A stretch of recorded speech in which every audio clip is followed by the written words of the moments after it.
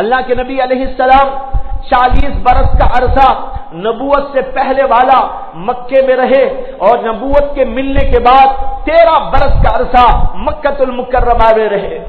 اب یہ 13 برس کے عرصے میں بالکل ابتدائی 2-3 سالوں کا حال، اور جب اس کے بعد کچھ حالات ایسے ہوئے، لوگ آنے لگے اسلام کی طرف، لوگوں کو سمجھ میں آنے لگا، تو سارے کافر لوگ مشورہ کرنے کے لیے بیٹھے، لوگ ایمان کی طرف جا رہے، محمد کی بات ماننے کی طرف جا رہے ہیں، اسلام قبول کرنے کے لیے جا رہے ہیں، اس لیے ہم کو یہ چاہیے کہ ہم کچھ باڑ لگا دیں، کچھ پابندی عائد کر دیں، لوگ ان تک پہنچ نہ سکے، اس کے لیے کچھ باڑ بنا دو، اس کے لیے کچھ آڑ بنا دو، ایسے حالات پیدا کر دو کہ کوئی محمد صلی اللہ علیہ وسلم تک جانے نہ پائے۔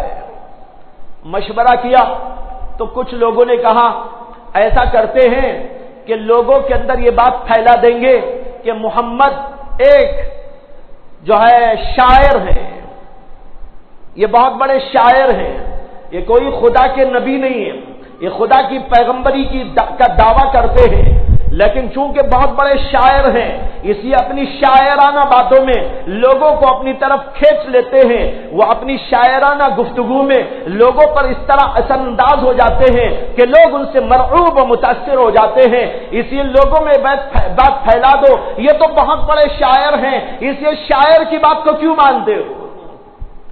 اب لوگوں نے پروپیگنڈا کر دیا، محمد شاعر ہے، محمد شاعر ہے، بہت بڑے شاعر ہیں، اور شاعر ہونے کی وجہ سے وہ عجیب عجیب انداز کے کلام کرتے ہیں، لوگوں کو اپنے کلام سے متاثر و مرعوب کر دیتے ہیں۔ لوگوں میں بات پھیل گئی، لیکن اس کے باوجود ایمان کے لیے کوئی چیز رکاوٹ نہ بنی۔ دیکھو بات تو پھیلا دی کہ محمد ایک شاعر ہے، وہ صرف تخیلاتی کلام کرتے ہیں۔ شاعروں کا حال تو دیکھا ہے نا آپ نے بھی، تنکے کو جو ہے ہاتھی بنا دے، ہاتھی کو تنکا بنا دے، خوبصورت کو بدصورت بنا دے، بدصورت کو اپنی شاعری کے زور پر خوبصورت بنا کے چھوڑ دے۔ تو لوگوں نے کہا یہ تو شاعر ہیں، شاعرانہ تخیلات، لیکن اس کے باوجود اللہ کے نبی کی طرف رجوع کم نہ ہوا، بڑھتا چلا ہوا۔ لوگوں نے کہا اچھا وہ شاعر ہیں تو کیا ہوا، ہم بھی شاعر ہیں۔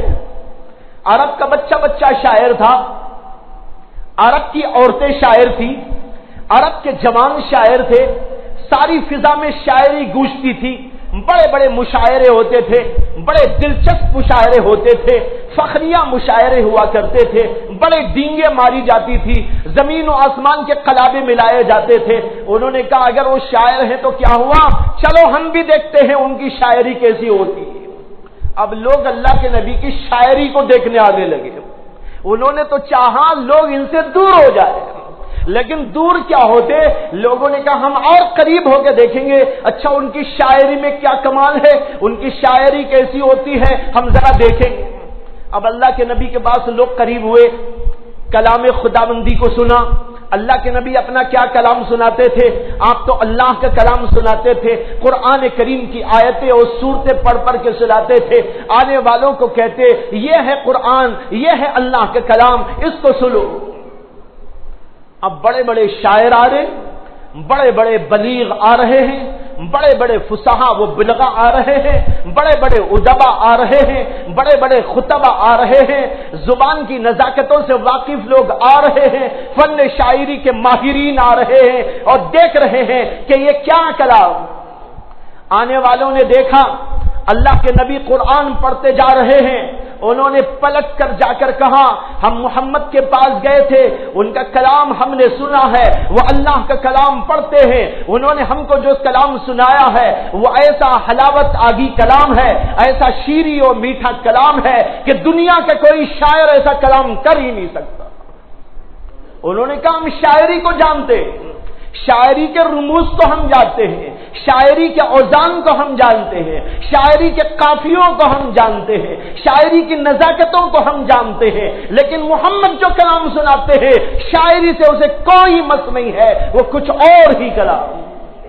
ایک آدمی آیا، اللہ کے نبی علیہ الصلوۃ والسلام کے بعد یہی سن کر آیا تھا کہ بہت بڑے شاعر ہیں. اس نے کہا اچھا شاعر ہے تو دیکھیں گے، میں بھی ان سے مقابلہ کروں گا شاعری میں. جب آیا اللہ کے نبی نے کلام سنایا، وہ کہنے لگا یہ شاعری تو ہے ہی نہیں، اس کا نام شاعری نہیں. شاعری میں کسی بھی ہندوستان میں بھی ماشاءاللہ بہت شاعر ہیں، ہندوستان کے آپ کے اس علاقے میں بھی بہت سارے شاعر ہیں. شاعروں کو دیجئے قرآن، وہ بتائیں گے کہ شاعری ہے کہ نہیں.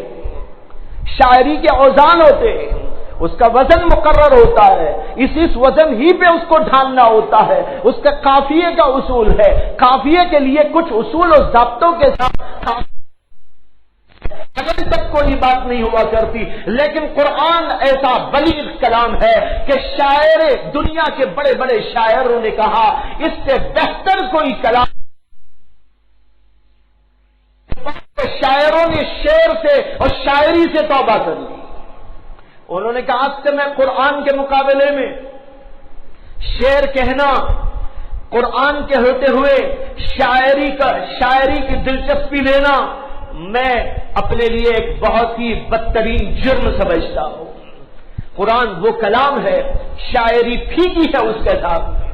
قرآن کو پڑھ کر دیکھو بھائیو، شاعری کو بھول جاؤ. وہ لطافت، وہ اس کے اندر حسن کلام ہے، اور اس کے اندر وہ شولت، وہ سوکت، وہ شیرینی، وہ مٹھاس ہے کہ اس کو پڑھنے کے بعد عرب کے بڑے بڑے شاعروں نے اپنی شاعری چھوڑ دی، شاعری سے توبہ کر لی. مشہور واقعہ ہے کہ اللہ کے نبی علیہ السلام پر آیتیں نازل ہوئی.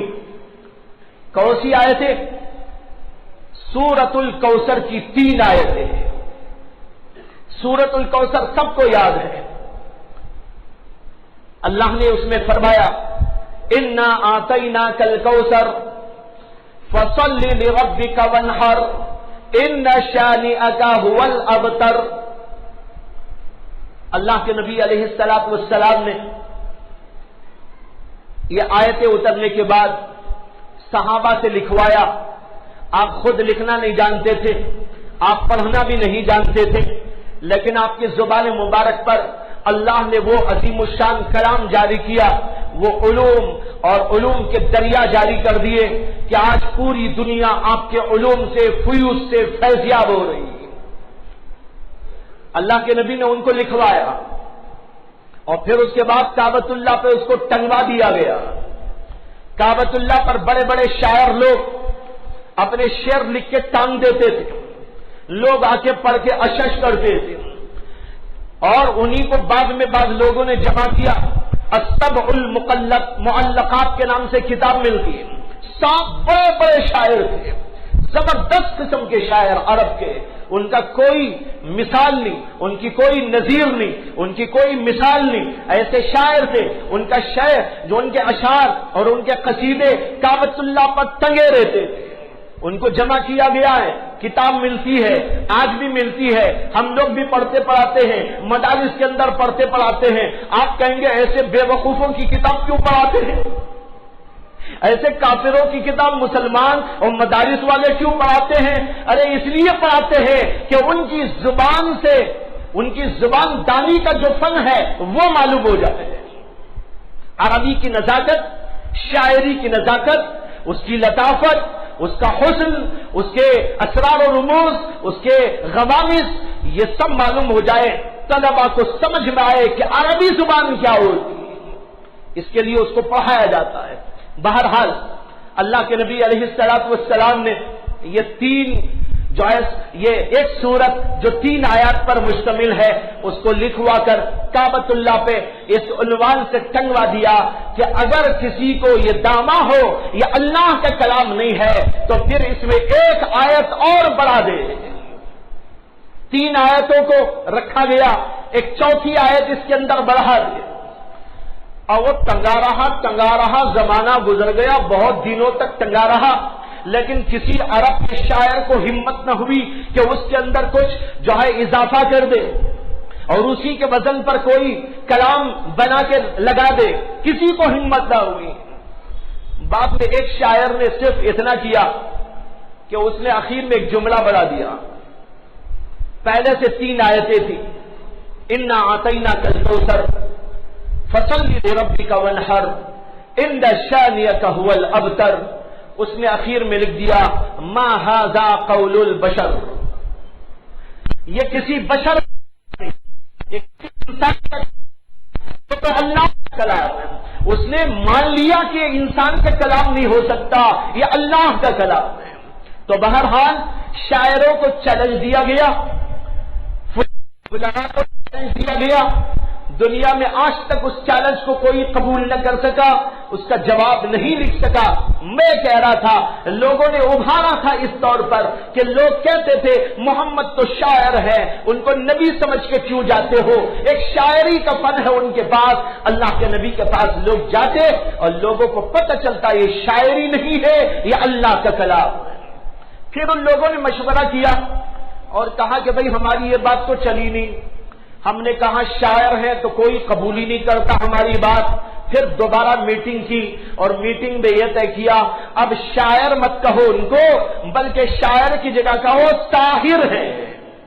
साहिर के माने जादूगर। लोगों में अब ये बात फैला दो ये बहुत बड़े जादूगर हैं, जो उनके पास जाता है वो उनका हो जाता है, वो उसकी अकल को मसलूब कर लेते हैं, उसकी समझ को मसलूब कर लेते हैं। इतने जबरदस्त ये जादूगर हैं कि जो उनके पास गया वो उनका होके रह गया। ये बाड़ लगाई गई काफिरों की तरफ से कि मोहम्मद सल्लल्लाहु अलैहि वसल्लम के पास कोई न जाए, इस्लाम की तरफ कोई रग़बत न करे, इस्लाम बाहर न आए, इस्लाम न फैल सके। इसके लिए जो कुछ उनके बस में था वो करने लगे। लेकिन जब ये बात फैलाई गई, लोगों ने कहा अच्छा वो जादूगर है तो हम भी जरा देखते हैं कैसे जादूगर को देखने के लिए भी लोग चले गए। अब कहां इनके बस में था कि रोकते। इसलिए मैंने कहा मसाइल तो पेश आते रहेंगे। अल्लाह के नबी के जमाने में पेश आए, सहाबा के साथ पेश आए, बाद के जमानों में पेश आए, आज के जमाने में पेश आए। इसमें कोई अचंभे और कोई ताज्जुब की बात नहीं है, इसलिए कि उस जमाने में जो हो रहा है इस जमाने में हो तो क्या ताज्जुब की बात है।